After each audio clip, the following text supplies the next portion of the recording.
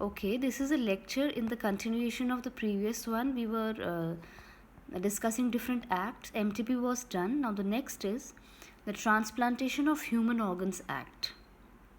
Organ transplantation can be defined as a medical procedure that involves the replacement of a missing or damaged organ by a medically intact organ.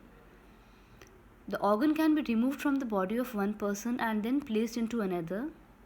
In recent times, organ transplants have become a relatively common incident, with many doctors choosing to transplant the damaged organ of a patient with fresh intact organ.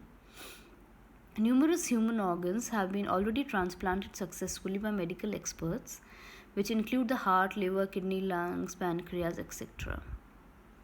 The law was passed in 1994. It is an act to provide for the regulation of removal, storage, and transplantation of human organs and tissues for therapeutic purposes and for the prevention of commercial dealings in human organs and tissues, and for matters connected therewith or incidental thereto. What was the main purpose of this act? It is to regulate the removal, storage, transplantation of human organs for therapeutic purposes and to prevent the commercial dealings. We all know the transplantation of human organs have been commercialized nowadays. To prevent the commercial dealings in human organs, this act was passed. The act contains the detailed provisions relating to the authority for the removal of human organs, preservation, regulation, storage, transplantation, registration of hospitals, and punishments for the offences. What are the provisions of this act? It defines brain death as an accepted form of death. It allows the transplantation of the human tissues and organs from the living donors as well as the cadavers after brain death. It defines the criteria for regulatory and advisory bodies in order to monitor the transplantation activity. Living donors according to this act are classified as either non-related donor or near relative. The act authorizes organ donation after the process of only brain death. It defines the criteria for swab transportation. The cost of the donor management, donor retrieval, transportation, and preservation have to be managed by the recipient institution, government, society, or an NGO. It should not be managed by the family of the donor. The rules for organ donations in different types of medico-legal cases are defined.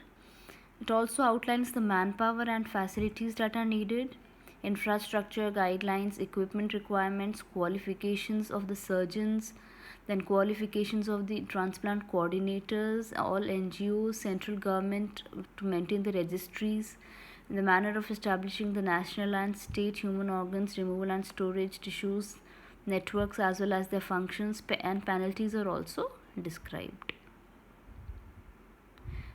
Now the next is PCPNDT Act, that is Preconception and Prenatal Diagnostic Technique Act 1994. We all have heard about this.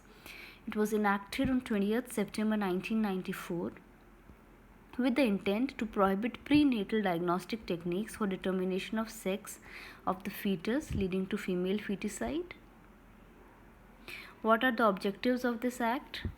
To prohibit the sex selection, to regulate prenatal diagnostic techniques for detecting genetic or metabolic disorders or chromosomal abnormalities, to prevent misuse of such techniques for the purpose of sex determination of female feticide.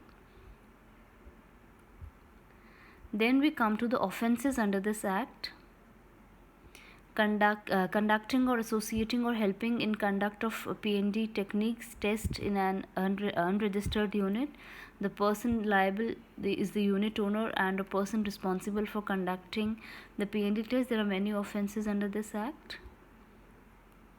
Now, the offence under this act are cognizable, that is, the person can be arrested without a warrant. It is non-bailable. The police cannot grant bail in such a case. And it is non-compoundable, means that the parties to the case cannot settle the case and decide not to prosecute. Once they have registered, they can't take back the case. Then what is the structure of the implementing machinery? The Central Supervisory Board is the head. Then the State Supervisory Board or Union Territory Supervisor Board. It is divided into two authorities or two committees, State Appropriate Authority and State Union Territory Advisory Committee. Then it comes to the district and the sub-district level. We all know that this law is known as a black law for the doctors. If we see the doctor's perspective on this act, it is being used to punish doctors for minor offences such as clerical errors in the filling of forms, thereby resulting in them being prosecuted and ultrasound machines being seized and sealed. The rules need to be simplified and implemented uniformly across the country. Ad hoc changing of rules by each local authority should be strictly prohibited, and the new rules must be logical and should apply to the entire country. In the next session, I will discuss the Registration of Birth and Death Act.